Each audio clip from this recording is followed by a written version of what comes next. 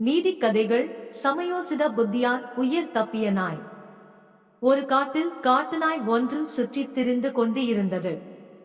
அப்போது ஒரு சிறுத்தை புலி தன்னை நோக்கி வேகமாக வந்து கொண்டிருந்ததை அந்த காட்டு நாய் பார்த்தது. நாயை பிடித்து தின்ன வேண்டும் என்பதுதான் சிறுத்தை புலியின் நோக்கம். எப்படி அதனிடம் இருந்து தப்பிச் செல்வது என்பது காட்டு நாயின் கவலை. ஓடிச் செல்வதால் பயனில்லை. ஏனென்றால் எவ்வளவு வேகமாக ஓடினாலும் சிறுத்தை புலியின் அளவுக்கு காட்டு நாயால் வேகமாக ஓட முடியாது. எனவே காட்டு நாய் உடனே மிக வேகமாக யோசிக்க தொடங்கியது. அருகில் சில எலும்புகள் கிடந்தன. அவற்றை பார்த்ததும் உடனே அந்த காட்டு நாய்க்கு ஒரு யோசனை பிறந்தது. சிறுத்தை புலியின் பக்கம் தன் முதுகை திருப்பிக் கொண்டு கீழே அமர்ந்து அந்த எலும்புகளை மென்று தின்பது போல் கடிக்க ஆரம்பித்தது. சிறுத்தை புலி அருகில் வந்து தன் மீது பாய்வதற்கு தயாரான போது காட்டு நாய் உரத்த குரலில் சொன்னது, இப்போது நான் தின்று முடித்த சிறுத்தை புலி மிகவும் சுவையாக இருந்தது. அக்கம் பக்கத்தில் வேறு சிறுத்தை புலி கிடைக்குமா என்று தேடி பார்க்க வேண்டும் என்றது. இதை கேட்டதும் பயந்து போய் சிறுத்தை புலி அப்படியே ஸ்தம்பித்து சிலை போல் நின்று விட்டது.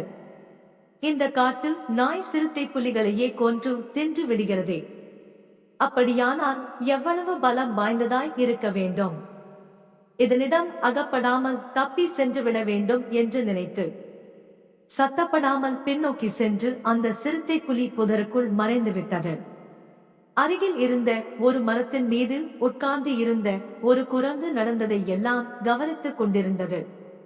தனக்கு தெரிந்த தகவலை சிறுத்தை புலியுடன் பகிர்ந்து கொண்டு சிறுத்தை புலியுடன் பேரம் பேசி தனக்கு பாதுகாப்பு தேடிக்கொள்ளலாம் என்று அந்த குரங்கு கருதியது. எனவே சிறுத்தை புலியை பின்தொடர்ந்து அந்த குரங்கு வேகமாக ஓடிச் சென்றது. காட்டு நாயும் இதை கவனித்தது. ஏதோ சதி நடக்கிறது என்பதை புரிந்து கொண்டது. குரங்கு சிறுத்தை புலியிடம் சென்று காட்டு நாய் சிறுத்தை புலியை எப்படி ஏமாற்றியது என்ற முழு விவரத்தையும் சொன்னது. சிறுத்தை புலிக்கு தாங்க முடியாத கோபமும் ஆத்திரமும் வந்தது. அந்த காட்டு நாய் என்னையே ஏமாற்றலாம் என்று நினைக்கிறதா? அதற்கு மறக்க முடியாத பாடத்தை புகட்டுகிறேன்.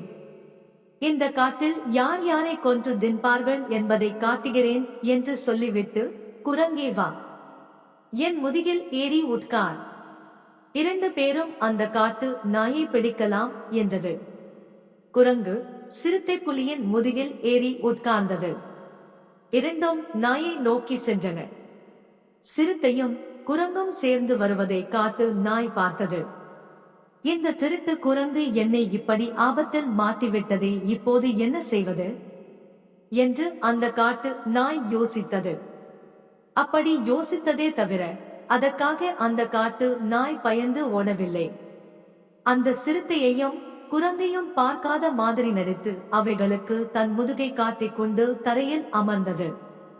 அவை அருகில் நெருங்கியதும் அந்த காட்டு நாய் உரத்த குரலில் சொன்னது, அந்த போக்கிரி குரங்கு எங்கே போய் தொலைந்தது?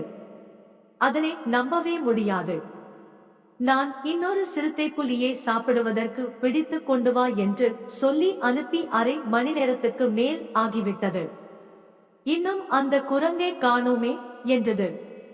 காட்டு நாய் சொன்னதை கேட்ட சிறுத்தை புலி தன் கோபம் முழுவதையும் குரங்கின் மீது திருப்பியது. அதனை கடித்து குதறி கொன்று தின்றுவிட்டது. நீதி: வாழ்க்கையில் பல பிரச்சனைகள் வரலாம், ஆபத்துக்கள் வரலாம். பிரச்சனைகளை நேருக்கு நேர் சந்தியுங்கள், வெல்லலாம்.